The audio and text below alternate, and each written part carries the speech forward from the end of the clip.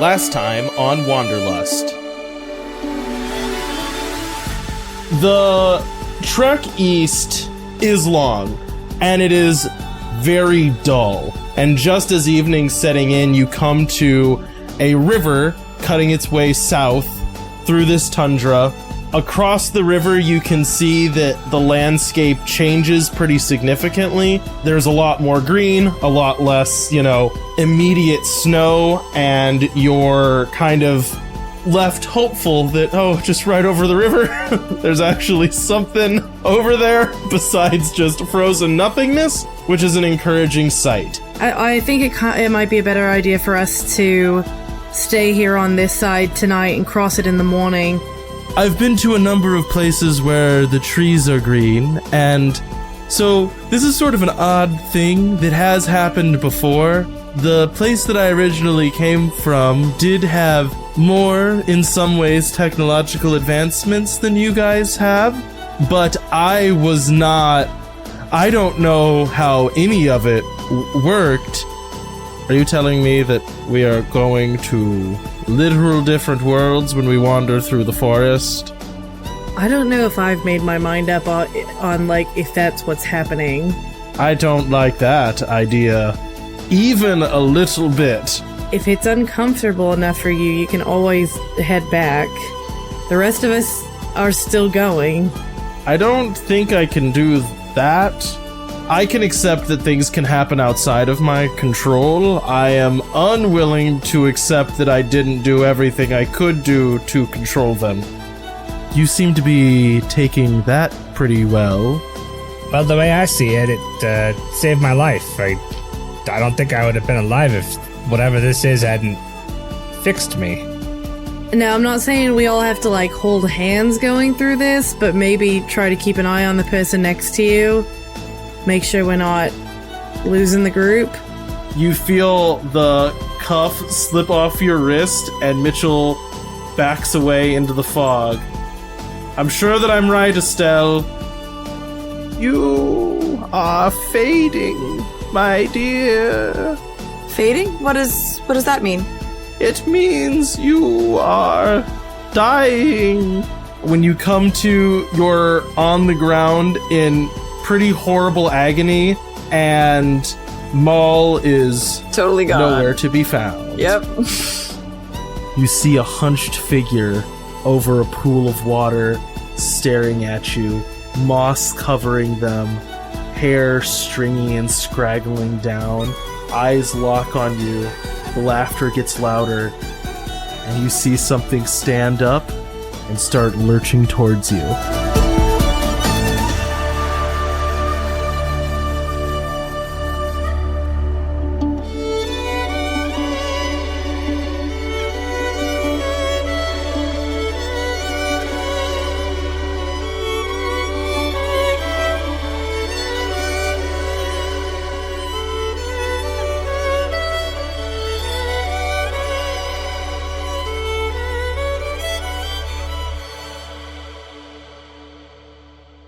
Hector and Fred, you see this figure kind of slouching towards you in the gloom through this narrow, rocky ravine that you find yourselves in.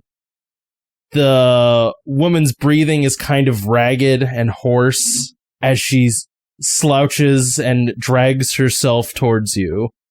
What do y'all do? Well, do we hear what she's saying? Not words. Okay. Hector will draw his axe. I am ready for the next challenge. All right, Fred, what about you? Well, I don't think we want to go in guns a-blazing, do we? Or axes a-swinging? Whatever the phrase is. It is called being prepared. Oh yeah, I'm all for that. Everything in the wilderness is willing to kill you, and I am not afraid of anything out here. I just want to make sure we weren't going to make the first move, and turns out it's not hostile at all. As you say that, this woman who was kind of clambering towards you stops and just sort of sways. She's maybe, let's call it 10 yards away, call it 30 feet. And as she stands there, you just hear her mumbling under her breath. quiet words. Her long, pale fingers start tracing little patterns in the air as she mumbles. Around you, the mossy stone walls begin to almost shiver and shift and slide as moss falls off of them onto the ground, pooling at your feet and forming up tendrils that start snaking their way up your legs. I start hacking at them. All right. Yeah, that doesn't seem like a good idea to let that happen. Roll me some hacking at 'em checks. Would this count as fighting? It can count as fighting, yeah. I got a 6. Dang, okay. I rolled well finally. I got a 1. Not great. Well, what are you rolling to do? I was also doing fighting to hack these things off Gotcha. with my axe. So, Hector, you start chopping at these mossy tendrils that start forming up your leg, and this is not hard for you. This is relatively easy. You have absolutely no issues doing this. Every time one wraps around your leg, you're deft at just chopping it off at the base as you do. But you look over and see Fred just get drug off his feet away towards the witch, who is, I'm just going to say, is a witch. We can just call her a witch. I think Hector's moving forward to fight the witch. Are you just going to try to, like, hack at the witch? Yeah, why not? Okay, roll me a hack at the witch check. You gave me a barbarian, I'll barbarian. Hey, that's fine. Well, that's good. That's only a 3. Okay. So, you rush forward and swing with your axe, and right as you do, you feel it meet with just a large lump of moss, and it just, like, mushes through, and the figure just crumples in front of you, and you see this witch just kind of floating backwards into the fog, dragging Fred along as she goes. I'll try to follow, I guess. Alright.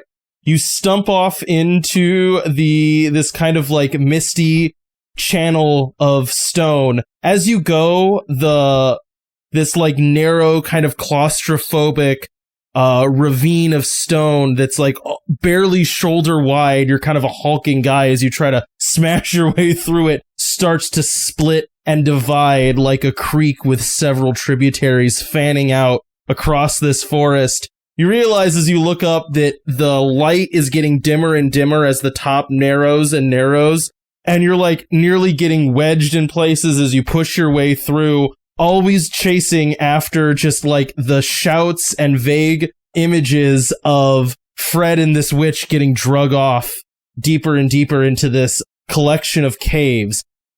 Fred, meanwhile, you're getting drug or almost what feels like floated across the ground on moss. It's growing up your body and onto your chest as it kind of feels like you're being, I'm gonna say cocooned, but don't read into that. It's not that cocoon. Not capital C cocooned. It's not that cocoon. As you're being enveloped, let's say, in moss. What do you do? Can I say I'm disappointed that I'm playing in a game where you had to say not that kind of cocoon? New low. I think Fred is still just trying to fight against this, trying to scrape off whatever's growing onto him. Okay. Make me one more roll. That's a little better. That's a 3. Okay. So you are like trying to basically like tear at the moss that's growing up your body. You can feel it getting to like your neck and your face as you're pulling at it, trying to get away from your eyes. And as like the last thing you see before you're enveloped in this warm moss is a dim little cave lit by a small fire. There's a cauldron bubbling on it with like this sort of sickly green smoke pouring off of it.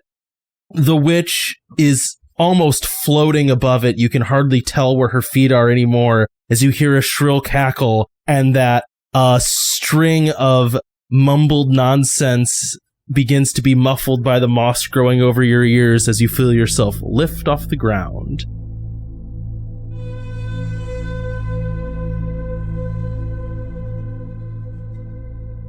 Meanwhile, we are going to cut over to Juliet. Juliet, you're laying on the ground in excruciating pain. What do you do? Can I do a stunt? What is your stunt? It's medicinal. Use your once per session per person. Use your plant identification to heal someone.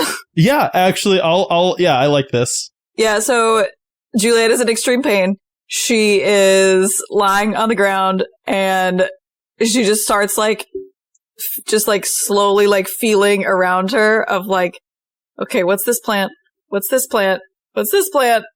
And just kind of dragging herself, if she needs to, towards okay, I know that the thing I'm looking for needs a little more sunlight. Let's get to a spot that might have a little bit of that, or it grows by trees, or, that sort of thing. Yeah, so you managed to, feel around. And what specifically were you looking for again?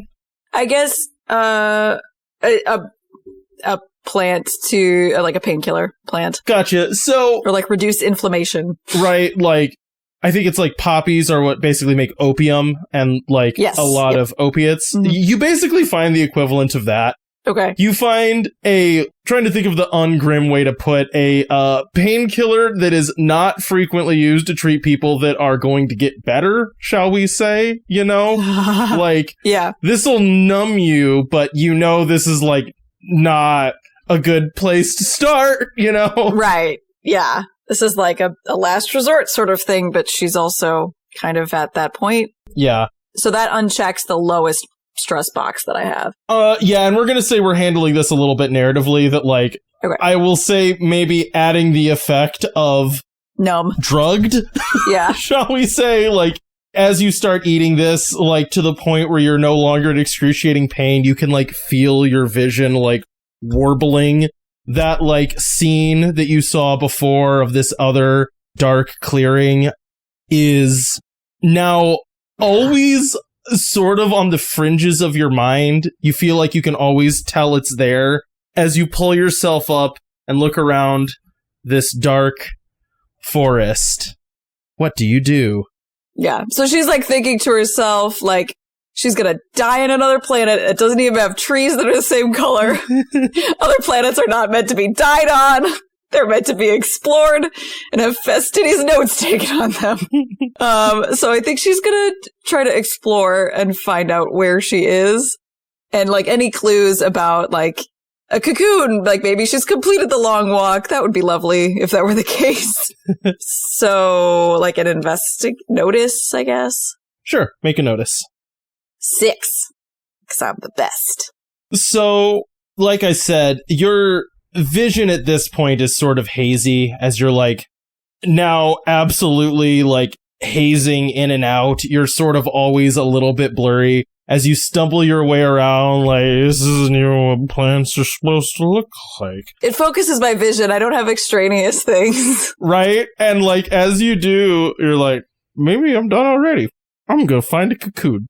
And then you just kind of look at a tree and you find just a little cocoon dangling there. And you're just staring at it. And then a moth comes out. And you're yeah, that's what cocoons do. You turn into moths. And then it's sort of that dream thing where a moth emerges from it and just keeps getting bigger and bigger and bigger until you're just looking at a man moth. And you're just yeah, that seems right. Yeah, totally. You feel a soft, hairy insect hand brush against your cheek and a quiet voice go, "You're not done yet, but I'm waiting." And then the moth flies away and you're just left alone in this forest. And you're yeah, that was normal. That's probably true. Sure. Bye, moth. And then you kind of snap out of that and there is a tiny split open cocoon there. And you're yeah, okay. Uh-huh. Had a moth moment. All right. You feel a little bit clearer now. I do like how she got a legendary perception check. That's what she did. And then it's got Mothman. No, not got Mothman. Cody's first description was, your vision's a little hazy.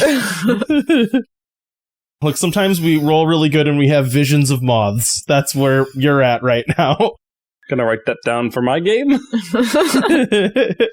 All right, so Juliet is lost in the wood, lost track of all of her friends.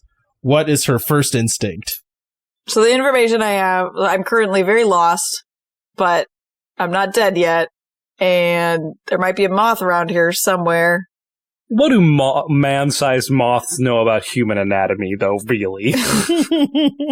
Don't take away my sense of optimism. Can I check for any, like, evidence of where Maul went? Like, broken branches, footsteps, that sort of thing? From, like, my body? Yeah, you can. If there's nothing around where my body was, I'm still in my body, obviously. If there's nothing around where I was laying on the ground dying, then I would, like, try to retrace my steps to see when somebody else diverged. Sure. Yep. It's a 6 again. Nice. Because I'm a champion. So, despite, like, the horribleness of your circumstances, you're kind of in your element. You're in a forest. Drugged in the forest. Yeah.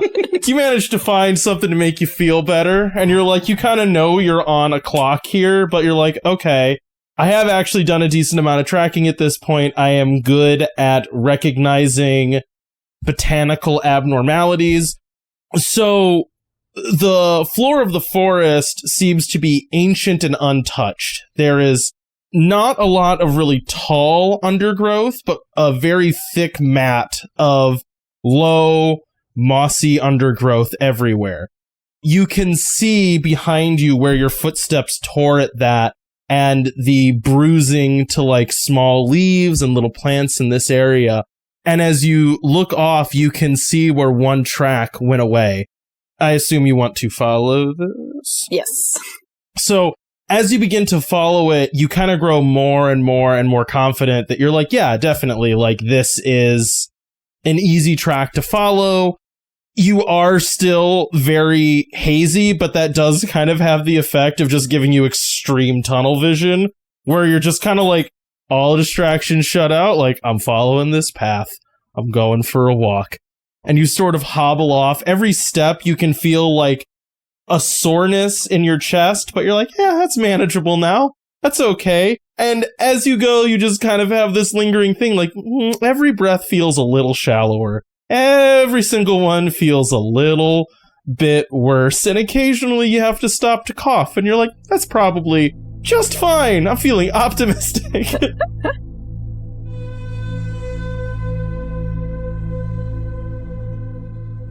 Meanwhile, Estelle, you're alone. Sheriff Mitchell unclipped his cuffs and ran off. What do you do? Yeah, so I think Estelle, I think she's just kind of taken aback for a minute and just keeps watching after him until the fog or whatever the part of the forest that makes it confusing, makes it unclear if she's even looking in the right place anymore. Mm-hmm. And it's one of those things where she finally thinks of what she can say after he's way long gone. And she yells after him, I'm not the one who handcuffed himself to me. You shout that out and it just echoes into nothingness. Yeah. On the plus side for her, I think once he's gone, she kind of starts feeling what she felt in the wolf trial, where it's like she's alone again. She knows how to handle things by herself. And it's like she's starting to feel more competent again now that she is solo, because she don't have to worry about someone else. And she takes a few seconds and refocuses on that she needs to get Matthew better again. And she thinks for a second, and I think you said before that she she had a direction that she was pretty confident in that was correct. Yes. And I think she closes her eyes and thinks the point is to get lost and not to think she's going in a she's not trying to go east. The point is to get lost. And she opens her eyes and she starts walking, not in the opposite direction of where she thinks she's supposed to be going, but like off of it. So the moment you take a step off the path that you are pretty confident is correct to go east, that burst of confidence that you felt of going like, I'm alone, I know what I need to do, this is pretty comfortable for me, immediately feels like it is under an attack. It's an odd thing because it's coming from your own mind, but you had that moment of clarity, that moment of self-reflection, you took a step, and then immediately doubt. I'm sorry, I'm drawing a blank for the right term here. It's like a lack of confidence, uncertainty, yeah. All of that just comes pouring in as this very raw, visceral emotion. Make me some kind of like mental fortitude check. I don't have a lot of mental fortitude. I guess perfectionist or composed? Composed definitely is what you're looking for here. +1. So you take a step, and I will say this is like marking, I'm gonna mark some mental stress for you. Immediately, the right direction is confused to you. You're fairly confident you took a step towards where Mitchell went. You take a few stumbling steps, and immediately you're like, I have no idea now. Everywhere you look, any sign of which, like, just being able to pick a direction is gone. All the trees look the same any direction you go. You feel like you've lost any sense of the angle of the ground, where the sun is in the sky. All you see is a perpetual mist. And in your head is just the constant voice of, wrong way, wrong way. Don't turn there. Don't look that way. It's definitely back the other way. You should take a step back. Every step you take, as you just meander off further and further and further, make me some kind of notice check. Danger sense? Danger sense works great for this, yeah. You never want to know danger sense is working great. You know what I mean? No, but that is a +3. Oh, good. Okay, so with a +3, you wander around like near panic at this point, like heart racing, definitely things have gone wrong. And as you do, you kind of have this sudden sense of like it being a separate thing. It's in your head. It is an emotional response, but you can feel it being a separate thing to like your conscious thought as you wander around the forest. And as you have that like brief snap of like clarity that this is maybe an external thing, not from you, the fog around you thins and you see a spindly woman with long, thin hair masking her face. She's wearing tattered, dirty robes that flow down to the ground. She seems far too tall and far too thin, and almost like a marionette is dancing her fingers in the air, and you see the vague shadow of Mitchell wandering, confused, mumbling to himself as she floats just beside him, whispering, "What do you do?" So I can see her. Yep. Does she see me? Not yet. So I'm going to say that Estelle keeps her hunting knife pretty within arm's reach, within reach. Yeah. She is going to take that, and I'm going to say she's going to not like axe throwing, but like knife throw it at that woman. Make me an attack roll. Cool. I'm going to argue CrossFit. Do you have anything else besides CrossFit? Not for that kind. I mean, okay, I have animal handling, I have cooking, I have sewing, I have CrossFit, I have surgical. Maybe surgical. Unless you want me to just say determination. Well, I'm determined to stab her. I'll give you CrossFit on this one, because I was going to say Danger Sense also feels right, and I think Danger Sense plus CrossFit equals knife throwing. I'll give it to you. +3. As the knife leaves your hand, you have this, like, sudden burst in your mind that just goes, you don't want to do this, and you, like, hesitate as the knife leaves your hand. You see it tumble through the air, and instead of the blade hitting, the butt of the knife hits. As it does, her hand pauses for a second, and you see Mitchell, like, jump, turn, you hear a shout, and we're gonna see how he does. Go, Mitchell. You hear a shout as he, like, throws his hands up, and you see the witch dive at him, and the fog obscures your vision again.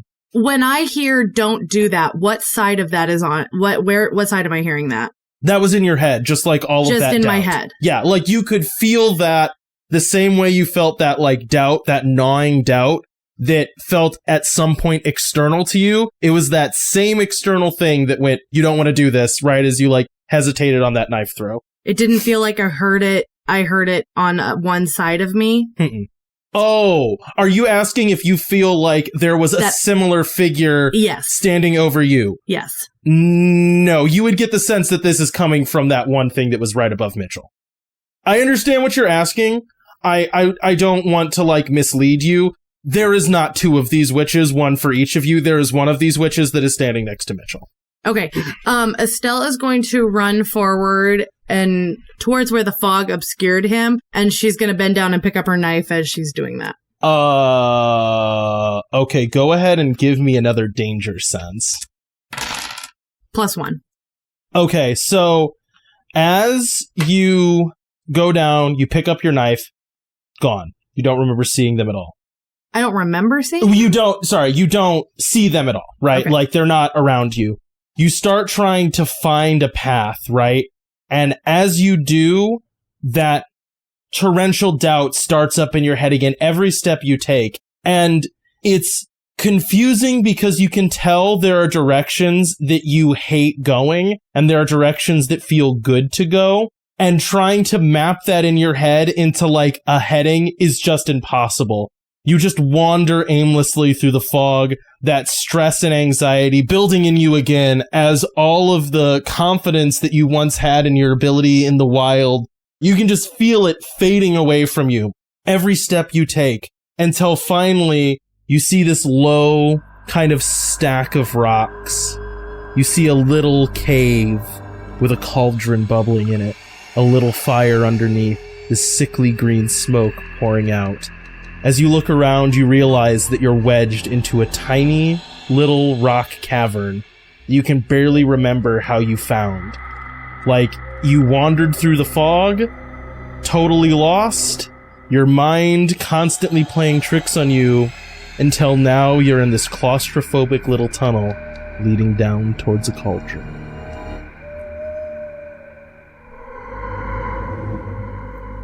And we're going to cut over to Hector. Hector, you saw Fred get drug off, you made chase, and eventually almost got stuck in these narrow stone passageways, right? Mm-hmm. You were able to defend yourself, but now you're sort of lost in that you just kind of heard, like, Fred shrieking and mumbling off into the distance. What do you do? Can I try to track the witch lady? You can, yeah. Make me some kind of tracking check. Did I literally give you tracking as a skill, by the way? You did. Yeah, okay, so tracking works, yeah. What'll a 5 get me? So with a 5, you're able to very easily navigate your way through these passageways, right? No challenge at all. As you make your way to a dim, like, you make your way deeper into this stone kind of maze, and eventually see a small fire, cauldron atop, bubbling, green smog, or green sickly smoke pouring off of it. As you look, you can see hanging from the ceiling, like meat on a hook, 3 little bundles that are sort of quivering and moving. What do you do? Do I see the witch in here? Right now, no. Can I try to sneak over and cut them down? Yep. Would silent work for this? Yeah, I would think so. That's a 0. Cool. If anyone was wondering, I had a +3. You stomp over, like, wheezing and panting as, like, chasing this was pretty difficult. You can feel your heart racing. Your furs are overly hot as you're sweating profusely, just pouring down your face. As you get up to one, tear the moss away. Fred, suddenly you're able to see the face of Hector right in front of you. What do you guys do? Kiss. Spider-Man kiss. Am I, like, conscious? Yeah, right now you're conscious, yeah. Okay. Thanks for getting me out of there. Hold still. I cut him down. I do not catch him. Oh, God, okay. Well, all right, I guess I'm down now.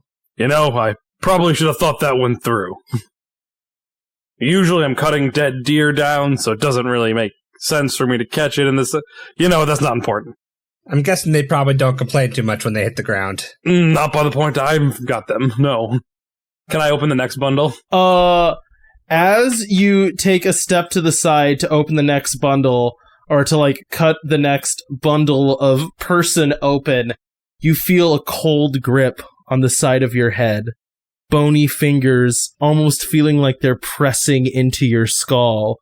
Your mind fogs, and you can feel an outside presence trying to enact its will on you. Make me some kind of, like, mental fortitude check. I have none of that, unless you let me get away with something ludicrous. Do you have something like bloodthirsty or? No. Okay. The only thing that I could vaguely make a case for is if you give me singing. Nope. Like I start humming a tune. Nope, definitely not. Keen? Just tell me what your roll was. That was a -1. What does Keen get it up to? A 0. Okay, you can have Keen. You feel your mind fog as your vision just blanks, and you collapse to the ground. Thud.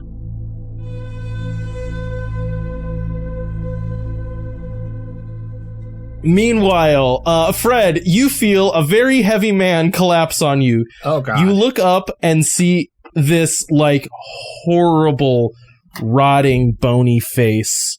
Eyes that are milky, not green, just like these kind of vacant, malice-filled eyes staring down at you.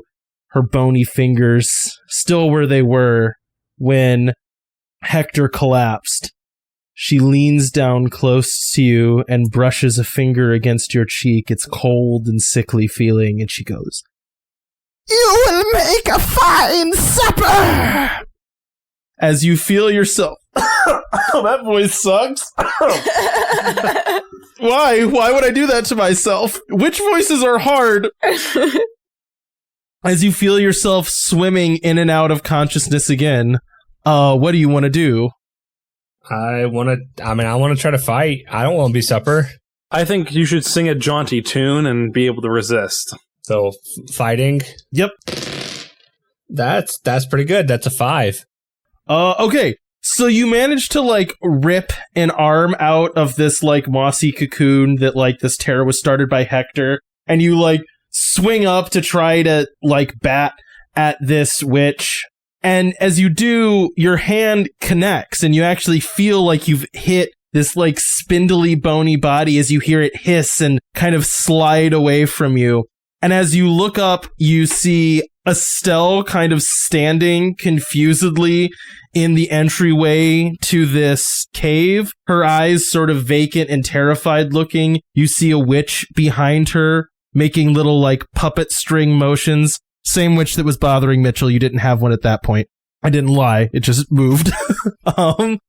So you see that same witch above Estelle making weird little puppet signs. Meanwhile, Juliet, you are tracking these footprints, and you see them get to the edge of this ravine where they stop. And you can see when you look down that it's like this weird sort of like smooth eroded stone from water pouring through this area. You can still see a little trickle of water running through. As you look down, you can kind of see, like, from your vantage point, down into this cave.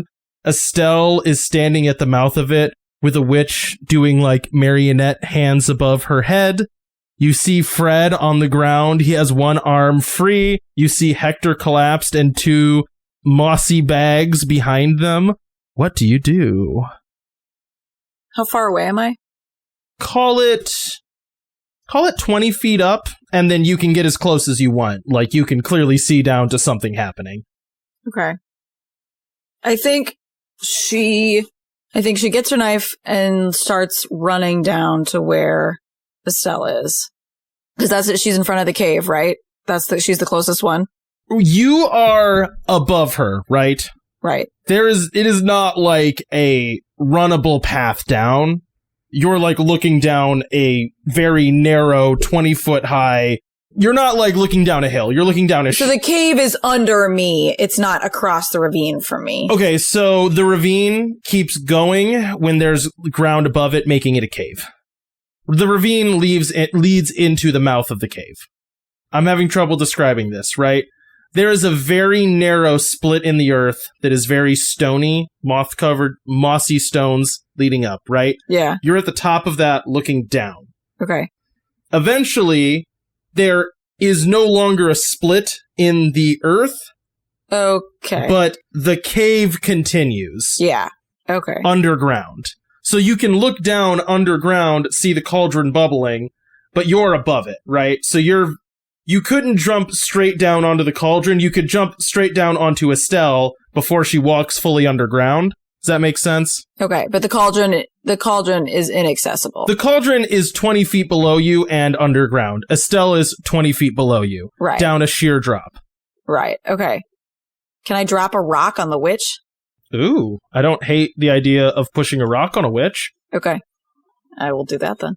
Snow Whiting her. Right. Make me some kind of pushing a rock from a witch roll. Make me a slaying a witch roll if you could. Athletics. Since this is an established thing about Snow White, I think this should be like Pokemon. It's a vulnerability, so double damage is done. It's a vulnerability of witches.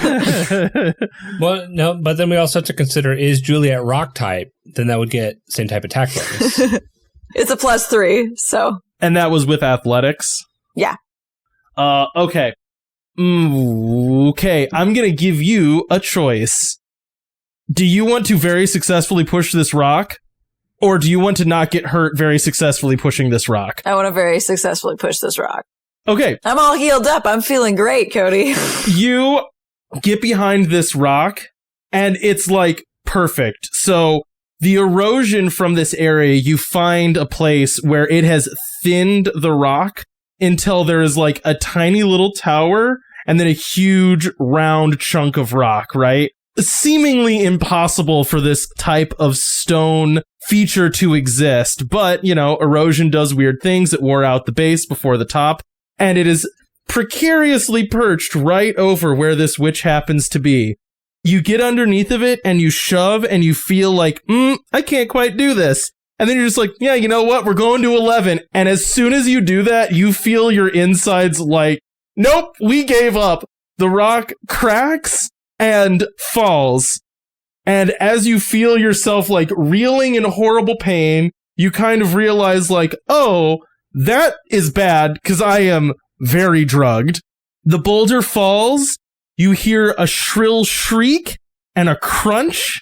Estelle, suddenly all of that mental fog disappears, and around you, the fog vanishes. You can suddenly see perfectly clearly. You can see back down this pathway that you somehow found yourself on, like this narrow stone ravine. You can look up and see Juliet looking very pale, just kind of like leaning over the edge 20 feet above you. You can very clearly see that Fred is on the ground, like punching at another witch, and two bags that probably have Fred and, not Fred, that probably have Mitchell and Juliet in them. You can Maul and Mitchell, gosh, in them. Yeah, it's just like all of a sudden, all of that mental fog gone, and you're like, oh, I like remember walking here. Got it. I know how I got here. You can like look back and see the path that you walked on. What do you do? Do I see Fred punching a witch? Do I see Hector? Yeah, Hector's like slumped over on Fred asleep. Okay, wait. So Hector, did you not listen to the comedy of errors? So Hector asleep on Fred, who's punching a witch. Who is half in a mossy sack punching a witch in the face. He's like a mermaid right now. A moss mermaid. Yeah, he's like a moss mermaid also with Hector on top of him. A moss mermaid, mermaid, if you will. Do I still have my knife in my hand? You definitely still have your knife in your hand. Okay, yeah, I'm gonna go rush over to help Fred, and I'm gonna try to stab the witch. Make me a slaying a witch roll. You have to have that specific skill, slaying a witch. I guess I'm not rolling with anything then. Oh, that was a joke, you know. CrossFit, you can use CrossFit. surgical, danger sense. If you use surgical, you're going to have to describe what that means to you. Nope, I'll stick with CrossFit, thank you. That means you remove her arm. I was going way darker than that. I was thinking like pinpointing veins, you know? Yeah, that's where my brain was going to. Okay, that's a +4. Okay. Anyway, have I ever told you girls how beautiful you are? And how How you never want anything bad to happen to us. ever. So you rush over, and this witch is very clearly, like, dealing with Fred, right? Like, very distracted, not noticing you, and you just stab her full in the back. There is a piercing shriek, and you feel yourself almost faint. Meanwhile, Fred, you see the witch in front of you just, like, shrieking horribly. What do you do? I try to get myself out of this cocoon, out from under Hector. Okay, so what do you do after that? We'll make that all one roll.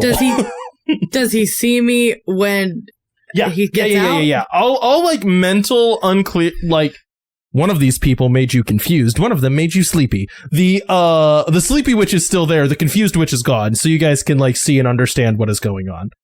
Gotcha. Okay. Yeah, I think I would try to help Estelle finish that one off. All right. Make me roll for witch slaying. Okay. Using fighting? Yep. Are you using one of your weapons? Yeah, it'd be my axe. Okay, because that gives you shift, which will do more damage, which in this case matters. Yeah, that'd be a 2. Okay, so you swing your axe, right?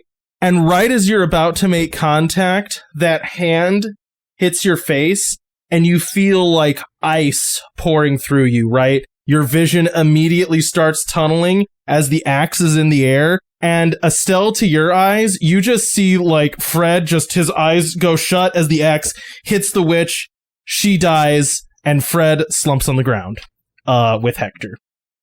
Okay, shit. So I've got Hector and Fred down. I've got Mitchell and Maul, I assume, in bags. Yep. And I've got Juliet. Like 20 feet up. 20 feet up. Throwing rocks down. Not anymore. She's just laying there. All I can see is Lisa in The Simpsons. I am the lizard queen. That's what I imagine Juliet doing. I am the rock queen. Okay, so the first thing I'm gonna do is I'm gonna make sure that Hector and Fred are still alive and shake them to see if I can wake them up by, like, shaking them. Okay. Make me, like, some kind of medicine kind of check thing. Make a wake up somebody check. Surgical. No. I mean... I don't know. Determined? No, I mean, like, surgical makes... You're doing a medical check here to see, like, what's wrong with them. Okay. Like... That's a 0. Well, you know, they are audibly snoring, but you can't seem to get them to wake up. So you're just kind of, like, shaking at them. Fred and Hector, you are in a blissful sleep. You know, okay, this is going to be a fun little interlude. Fred, I want you to describe to me a good dream for Fred. What would be just, like, a solid, like, you know, you wake up from a dream and you're like, I feel good about that dream. Oh, gosh. You know? I didn't get murdered. It was, like, a good feeling, like, fun thing, you know? Gosh, put me on the spot.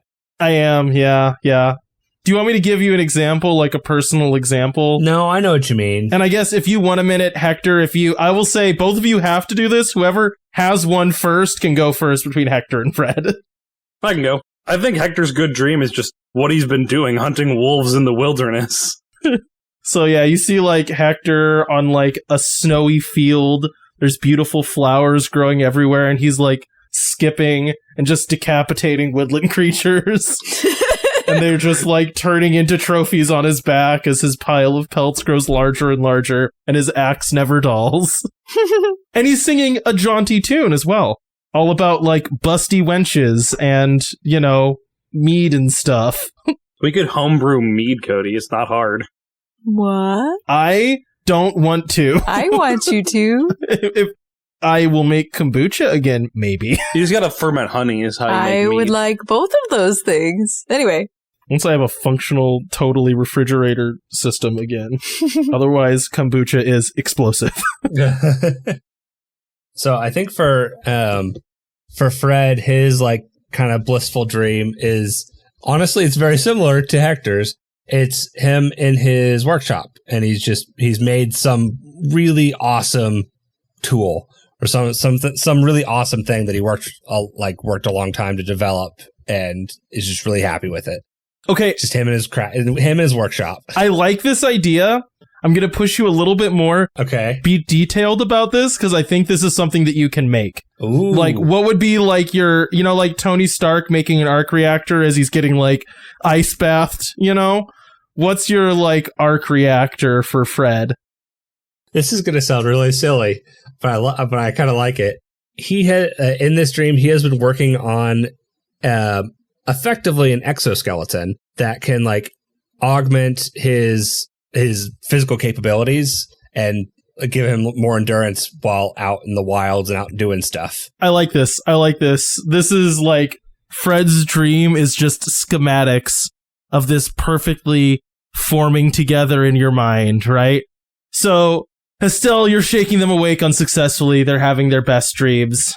Meanwhile, Juliet, you roll over on the ground, again, feeling very bad at this point. You can tell you've done some damage here. As you stare up at the sky, your vision now just a mess. You're barely holding on to consciousness. You're kind of like similarly in this like weird like half dream, half awake. Nothing's really making sense as these trees seem like they're getting taller and taller and taller as you have this like sinking feeling of you losing consciousness. And as you do, you see giant moth wings in the sky. And you're like, yeah, that's pretty. Gently flapping as they lower towards you. Manny's shaking her head like, no! This huge moth, just a moth, by the way. Like, I said man moth, it's a man-sized moth, but it is just a moth. Lands on your body, its face right next to yours, and it whispers, "You did well. It is time to go." And you feel hands wrap around you and wings beat as you're lifted off the ground. Where are we going? Are we going back home? Back to Estelle. Do I hear giant moth wings? You can make me a roll for moth noticing. Danger sense? No, actually. Animal handling. Let me look and see what fits, because I'm not just going to give this to you. I still have to scale a 20-foot wall, so, Man, I'll give you inquisitive, and that's a stretch. God, that is so low. +3. Yeah, so you hear a flutter and look up, and you, just like out of the corner of your eye, feel like you see a wing fluttering off into the trees. And you look up and do not see Juliet.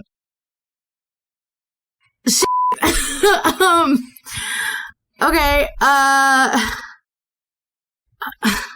well, I can't fly, so I guess I'm gonna go try to let Mitchell and Maul out of their bags. Okay, yeah, so you go and open the bag for Maul and Mitchell. I mean, this is a clumsy thing to do. They're like hanging upside down, as I said, like meat. Maul, I'll say, hits the ground first, like gets up and is just like confusedly looking around. Mitchell is the second bag that opens. He, like, again, hits the ground, gets up, looks at you and just goes, "Was there I think I was attacked by a witch." We can talk about that on the way out. Help me wake up Fred and Hector. Juliet's gone. You see Maul kind of look up and she looks at you and goes, Juliet was gone like quite a while ago, actually. I lost track of her in the fog. No, I just saw her up there on top of that, like 20 feet up there. And I don't know, maybe a minute ago. And she's gone and I just saw giant wings. And I don't know how to take that, so we gotta get moving. Are you sure you saw giant? Because, look, I don't think Juliet could have made it. She was looking pretty bad when I lost track of her in the fog. She was looking pretty bad when she pushed a rock on a witch. Does Maul think I died? So, yeah, she's still doing pretty bad. I assume so. Okay, Maul starts, you just see her go over to the wall and just basically walk up it, all four hands. But, how? Huh? How? She just looks down and goes, and just keeps Spider-Manning up the wall. Looks around and just goes, there is definitely no Juliet, so she got carried off by a bird? That's, bad, right? That was directed at Estelle. I don't know what it was. I don't think the wing looked bird-like, but it's kind of hard to tell because it was way up there. You see her starting to, check around for tracks and stuff. She shouts back down, so, what do we do now? Can you help me wake up Fred and Hector? Oh, yeah, and she just, jumps off, starts slapping Fred in the face. With the metal arm or the normal arm? This matters. What do you think? All right, Fred, take one physical stress. All right, Hector and Fred, you're awakened to vigorous slapping. One of you from a metal hand. While they're... Because I tried to wake them up and I couldn't get them up.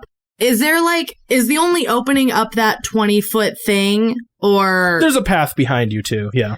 Okay, am I able to see outside at all? Yeah. Yeah, actually, if you were to look around, there is, nothing obscuring your vision. This is a fairly brightly lit forest with absolutely no undergrowth. So you can see for, a really long way. It's, absolutely easy to figure out where you are. You can see where the sun is. Finding a direction is not at all hard at this point. Yeah, so while they're helping me to wake up Fred and Hector, Estelle does a quick, okay, I think we can figure out how to get out of here check. Yeah, you can. It would be extremely easy to. In fact, it doesn't even feel like you're that deep underground anymore. You're those walls are a little bit high, but not that high, Yeah. Your brain was being scrumbobulated, Yeah. Oh, the medical term, scrumbobulated. Yep. Scrumbology. The study of Scrumbo. Thank you, for waking me up, Sheriff. The sheriff did not wake you up. Maul just goes, hey, no credit to him. I'm the one that slapped you. Oh, cool. So he just got captured and did nothing on his stroll through the forest again. Got it. You were passed out by a fire. Who said that? That would be Maul. I mean, yes, but I also freed Fred before that happened. And you're fine. You woke me up. He just did nothing. Mitchell looks at Maul confusedly and just goes, did you just defend me? Also, hold up. How did he get here without Estelle? He was handcuffed to her.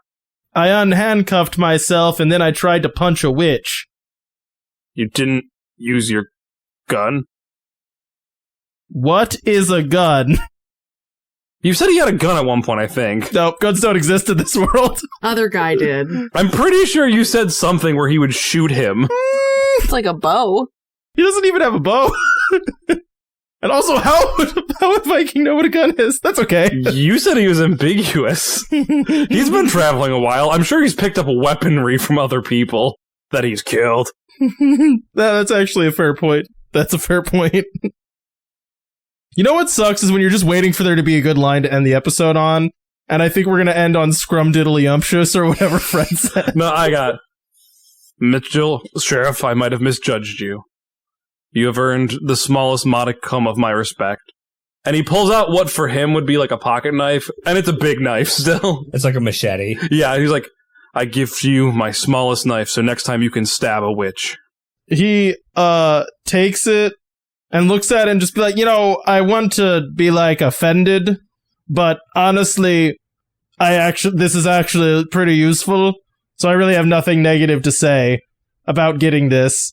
And then he goes, but it feels, and he like gets in his bag and rummages and just hands you a detective novel.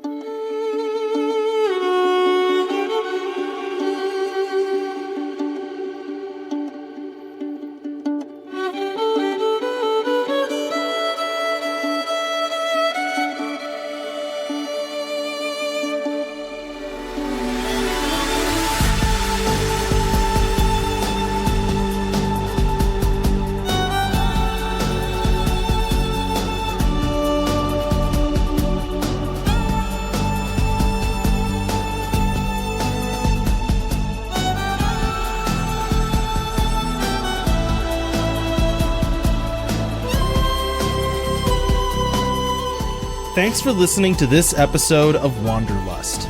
Music for this show is credited down below. If you like this campaign, you can find more of our shows at the Wandering Gamer website or on Podbean. You can also find us on Twitter, Instagram, Facebook, YouTube, and Twitch. Links in the description. Now bear in mind, in the wilds, some wander to get lost, and some wander to find themselves.